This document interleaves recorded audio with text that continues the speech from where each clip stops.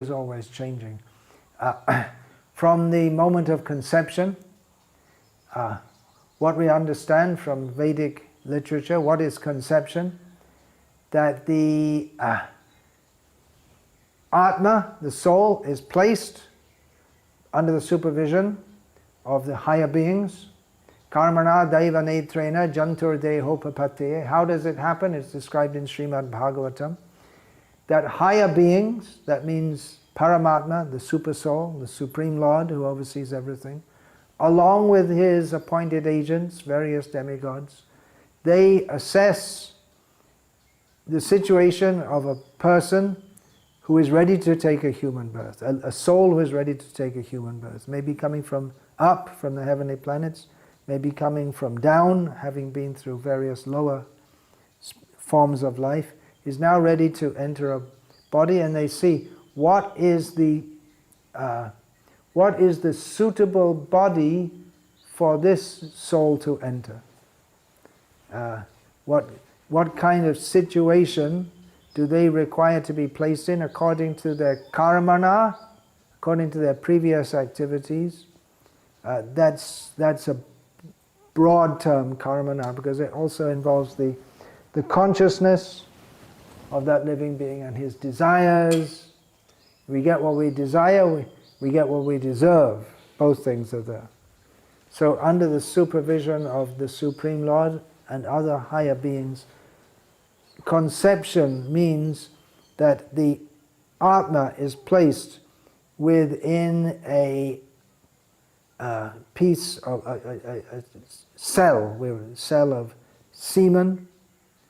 Maybe human, it may be a bull, it may be a cat, but we're particularly talking about human life now. Placed within that semen, which is then injected into the female body, and under the supervision of the Supreme Lord, that they mix. It's all described in Srimad Bhagavatam in the 3rd canto, how they mix, and then there's emulsification, and it starts growing. And at the age of 7 months, consciousness awakens. The consciousness has been dull, very dull, like person in deep sleep.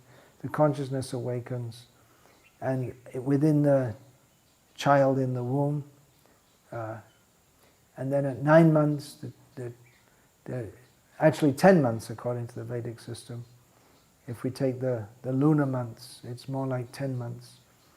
And then the child is born. There are actually 2 words technically for birth in the Vedic language. There's garbhastha, means to be situated in the womb, and bhumistha, means to be situated on the earth. So that's why in the Indian system, when a child is born, they call that the first birthday. Now I just had by the Western system, 62nd birthday, and that in the Indian system would be called the 63rd, because your first birthday is the day you're born.